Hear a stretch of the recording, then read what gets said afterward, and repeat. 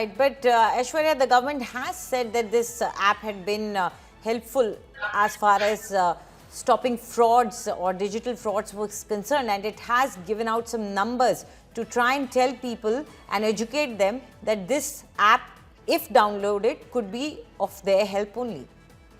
Well, definitely, but this is what the government said, and they said that you need to see this as your friend. Do not see this app as an enemy. The government said that all that they were trying to do through the app was to make sure that your phone remains safe. And we've also seen how, which is also a fact, in the past few years, the siphoning off of funds, that's something which has increased many folds. The fraud that takes place, that has also increased many folds. So the government was of the opinion that through this app, they will be able to curb this menace that we have seen. Anjali, you would also know someone who has seen through these kind of links that come in, a lot of money from the accounts being siphoned off, being wiped off. So that's something that the government was speaking about. But yes, this is a massive U-turn, because there were concerns that were being raised not just by the opposition but experts also. What exactly was the use of the app? And now we are seeing this massive U-turn coming around.